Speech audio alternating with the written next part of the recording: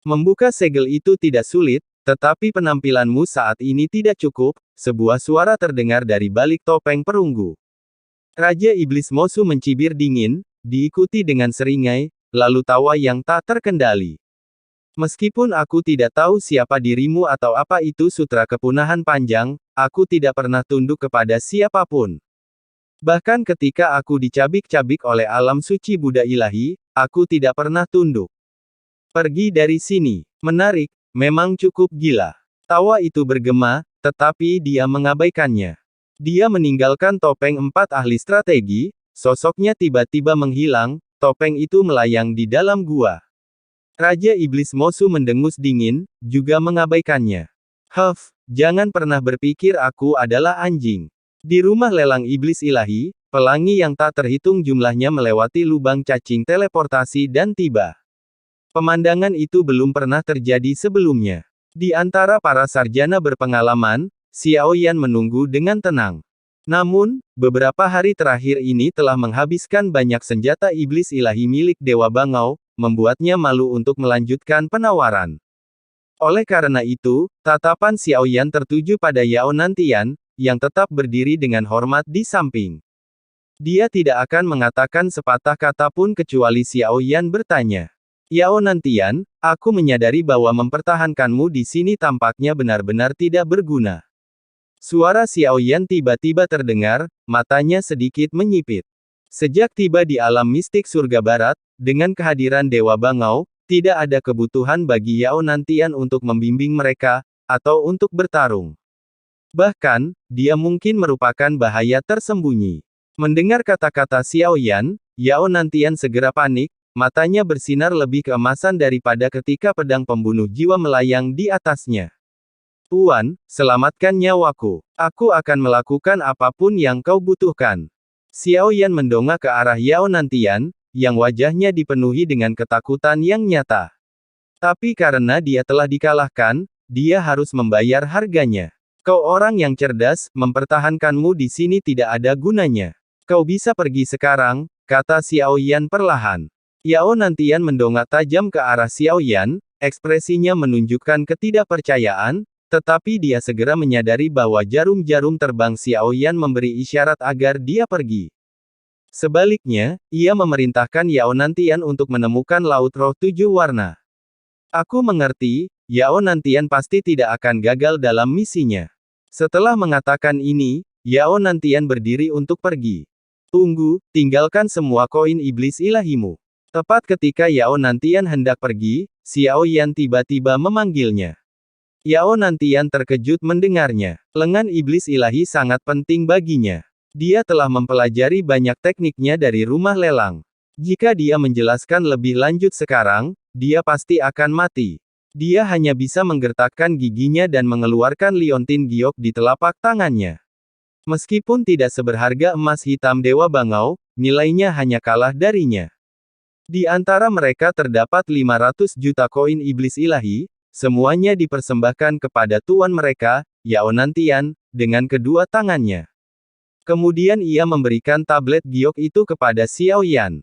Apakah Yao Nantian menyimpan sebagian untuk dirinya sendiri? Xiao Yan tidak menyelidiki lebih lanjut. Ia telah dihasut oleh penguasa Void untuk membunuhnya. Tidak perlu repot-repot sekarang. Ia seharusnya membawa kembali beberapa informasi berharga atau semacamnya. Xiao Yan mengangguk dan tersenyum, tetapi di mata Yao Nantian, senyum ini sebanding dengan sabit malaikat maut.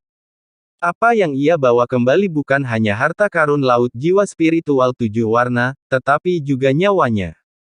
Waktu berlalu, dan tokoh-tokoh kuat tiba di luar alam kelelahan, tepi laut jiwa spiritual 7 warna. Seorang lelaki tua berjubah hitam menawarkan pecahan jalur bintang kuno, tidak berguna. Dewa Bangau diam-diam meliriknya dan segera menyatakan itu tidak berguna. Seorang anggota ras iblis yang kuat, tinggi dan gagah, mengeluarkan kristal dengan energi kompleks, kaya akan energi jiwa.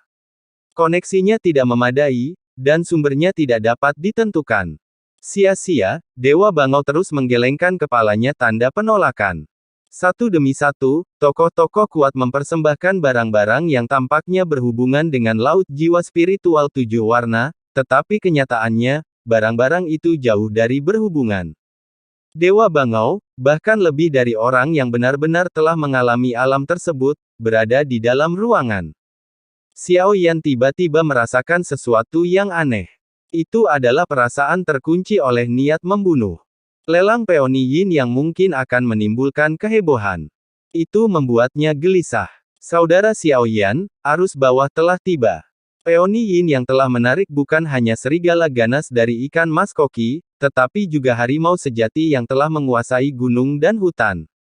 Xiao Yan mengangguk sedikit. Meskipun dia merasakan fluktuasi niat membunuh, dia tidak berniat untuk menyerah meninggalkan pengepungan harimau dan serigala. Seperti yang diharapkan, energi di sini kacau. Banyak niat membunuh terkunci padaku. Tetapi anehnya, ada perasaan aneh lain yang tidak seperti niat membunuh. Namun perasaan itu dapat mengunci tubuhku. Xiao Yan tidak takut pada niat membunuh itu. Sebaliknya, gelombang kecanduan akan melandanya. Itu membuat jantungnya berdebar kencang. Dia langsung teringat pada tangan itu, monster yang menembus dunia dan mengulurkan tangan untuk membunuh Sensi. Mungkinkah itu orang kepercayaan Sui Xing yang dibawa pergi bersama Xiao Yan? Namun, setelah ia memperlihatkan jarinya dan melemparkannya ke alam itu, ia baru menyadari bahwa Xiao Yan telah dengan cepat memindahkan kertas itu ke kekosongan roh. Seperti yang ia duga, aura yang terkunci itu lenyap seketika. Namun, kali ini, untuk menemukan laut pemecah roh 7 warna, mengeluarkan peoni yin yang pasti akan menarik banyak pesan. Pil seperti itu tidak berguna di dunia saat ini. Harta berharga yang ditinggalkan Yao Nantian, 500 juta koin iblis ilahi, telah tiba. Xiao Yan menggunakan semuanya untuk membeli bahan obat langka untuk kebutuhan di masa depan, lagi pula, alkimia menghabiskan banyak sumber daya. Jika ia mengeluarkan serangga mimpi ilusi lainnya, itu mungkin akan memicu perang antara para dewa dan iblis. Dewa Bangau menatap banyak sosok yang membanjiri aula lelang. Untungnya, ruang di sini sangat luas, terhubung dengan 4 bintang, tetapi jumlah orangnya tak terhitung. Namun, sebagian besar hanya ada di sana untuk bersenang-senang, sampai sebuah lubang cacing di aula lelang tiba-tiba menyala, dan teratai yang mempesona mekar. Miao Liankong muncul dengan menginjak teratai kristal. Kuil giok suci Buddha terhubung ke langit, dan dia sebenarnya juga datang. Mungkinkah dia juga datang untuk bunga peoni yin yang zi? Kemunculan Miao Liankong di aula lelang menimbulkan kehebohan. Dia dengan anggun melintasi seluruh aula seperti seorang santa, dan seseorang segera memperkenalkan Miao Liankong ke area inti aula lelang. Aku Miao Liankong dari alam suci para dewa dan Buddha, di sini untuk memerintah peoni yin yang zi. Ini adalah peta bintang 100 juta dewa dan iblis. Peta ini berisi tanda-tanda akurat dari laut jiwa spiritual 7 warna. Suara lembut Miao Liankong terdengar halus namun bermartabat dan berpengalaman, berbicara perlahan dan hati-hati, seolah dari dunia lain. Melalui cendekiawan berpengalaman Xiao Yan dan Dewa Bangau, seseorang dapat melihat Miao Liankong, tetapi dia tidak dapat melihat kedua orang di dalam. Dia mengunci Miao Liankong ke dalam peta bintang dan mengirimkannya ke ruangan yang tenang, di mana peta itu melayang di hadapan Dewa Bangau. Dewa Bangau menggelengkan kepalanya hanya dengan sekali lihat. Peta bintang ini tidak cukup, dan dia bahkan tidak mempertanyakan keasliannya. Dia hanya berkata dengan suara dalam, peta bintang ini sudah memiliki tanda-tanda akurat. Itu hanya satu pil. Aku menyarankanmu untuk tidak serakah. Suara Miao Liankong terdengar lantang, kali ini membawa aura yang kuat. Memang, itu hanya satu pil. Tapi jika kau percaya peta bintang itu akurat, bisakah kau memandu kami ke sana secara pribadi? Setibanya di sana, kami akan menyerahkan pil itu dengan kedua tangan. Dewa Bangau tidak mengatakannya secara eksplisit, tetapi sangat jelas dalam kata-katanya bahwa peta bintang ini palsu. Tentu saja, jika kau mau, kau bisa segera berangkat. Miao Liankong tidak menolak. Dia segera mengangguk setuju, itu akan sangat bagus, tetapi kita harus menunggu sebentar, karena banyak orang menginginkan pesanan ini. Kau bukan satu-satunya. Dewa Bangau tersenyum tipis, dan mendengar ini, alis Miao Liankong mengerut. Setelah hening sejenak, Miao Liankong tidak menunjukkan kemarahan, melainkan tetap tenang, menghormati pilihan dewa tersebut.